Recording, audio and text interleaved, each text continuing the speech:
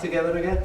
Yeah, really nice. Don't know if it feels a long time or a really short time, but no, really good to be back. And yeah, obviously all focus now is on Monday evening. Things have changed though, aren't they now, because of the Euros? Things have changed people's perspective on Wales and what maybe expectations on you. Yeah, I think so. I mean, you can't say we got to a semi-final and things are going to stay the same. People are going to look at us differently, but it's something that we've probably always wanted. We wanted to start a tournament and have interest from the beginning, and an excitement around the country, and that's what it is. We've earned that, and now, you know, the squad are really happy that, you know, you can feel the excitement at the start of another long journey. It is a long journey, but vital to get off to a good start. Yeah, this campaign is no different to any of the previous ones. It's important that we get off to a good start. We were saying the same thing, you know, sort of 2 years ago. It's important because people will be looking at us now. There's only the one game, and then we'll again disappear for sort of 6 weeks or ever before we come back. So yeah, it's important that we start well, and we carry on almost the momentum that we've got as a country. And I suppose you say 2 years ago it was a similar start. That turned out to be one of your toughest games in it, Andorra.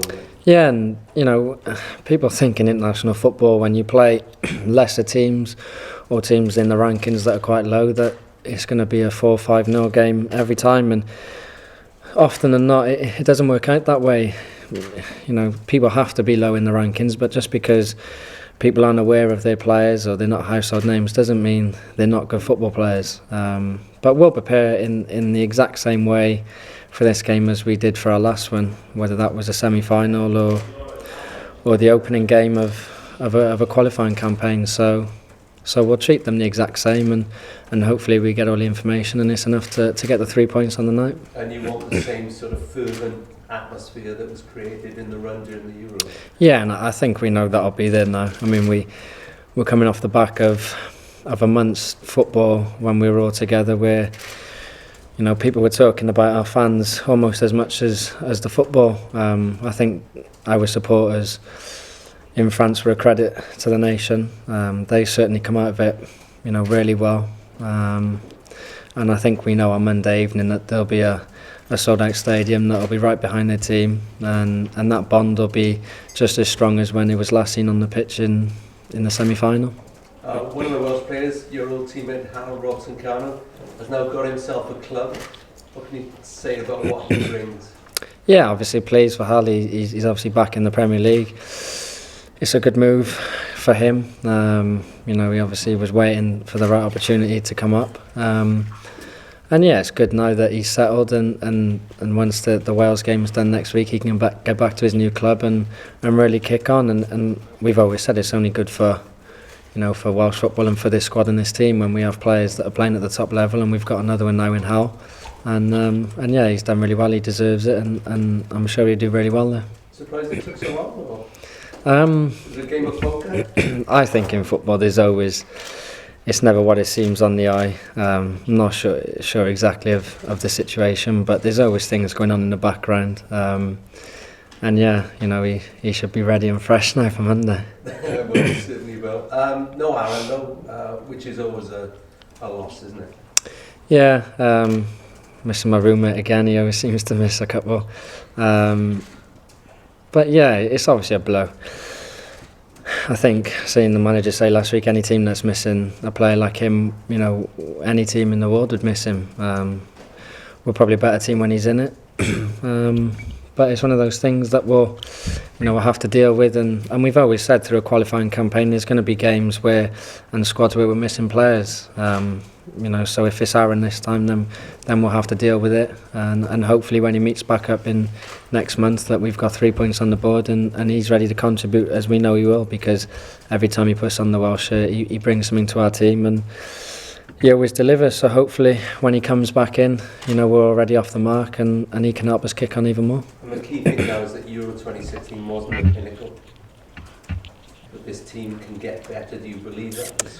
Yeah, and I think if, you know, people may not believe you, but if you were if you've been around the squad the last couple of days, there's been very little talk of what's gone on in the summer. It is, all focus, ahead now. And I think as a footballer, you're almost programmed to just look forward, and you forget everything that's gone on in the past. We'll be fully focused on Monday, but looking back on the summer, we'll be better for that experience. And if we were hungry before and determined to get to a major tournament, then what we've been through in the last couple of months will only make us more determined, because we know what it feels like. We know those experiences, what we went through together, what we brought to the country. So it's only going to make us more determined now to go on and make sure we can do that again in the next 2 years.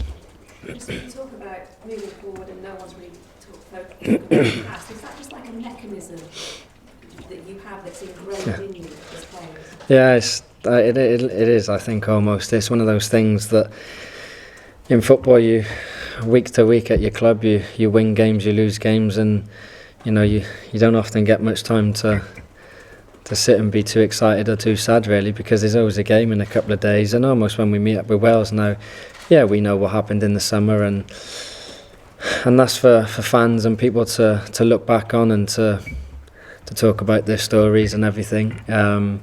But for us now, when we step out onto that pitch on Monday night, we're going to be facing a team that really won't care what we've been through, just because we've gotten to a semi-final gives us no more right on Monday evening to win the game. We've got to go out now and do exactly what we did over the last campaign, and that's treat every game with the utmost attention, because every point is really important, as we've seen in the last campaign.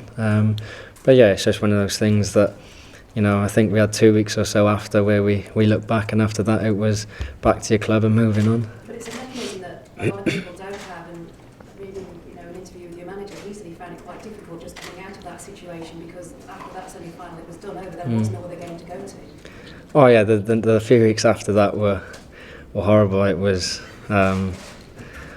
just completely sort of looking back, and for 7 weeks of our lives we were together in the hotel, and there was sort of almost something to look forward to at the end of every week. It seemed like a long time we was away, so then to just be out of it and almost free to do what you want, it was hard, and I think a lot of the boys felt the same. And to go through those highs, there's obviously going to be some sort of come down. So it was a case of trying to just get away and watch the good stuff from the tournament, and before you knew it, you were back at your club, and there was only a couple of weeks to the start of the season. But no, it wasn't the greatest few weeks after. I found it pretty difficult. Just looking ahead for this competition, you've become Wales' most capped outfield player during this qualification period. Is that something? What an incredible achievement that would be. Yes, I think that the cap sort of can sometimes rack up quite quickly when you're not really thinking about it. I always said from many years ago that I would swap all bar one of my caps to have some success with the team and get to a major tournament, and to have success as a country. We've done that. I'll keep my caps if that's all right. But no, hopefully we can do it again. And as nice as number of caps you're on, it is about what you can do for your country and what you can do as a team, and we've done that now. And it's a pleasing thing that there's a lot of players in our squad that are getting to high number of caps, and we're doing it together, and that can only be a good thing for the country. And I think we always knew that was maybe going to be the case. But no, it's not something you pay too much attention to, but it's always pleasing. And is the hunger still there? Is the hunger still there when you've got back together? Do you look at each other and do you see that the hunger is still there to go well? Oh yeah, that'll always be there with this squad.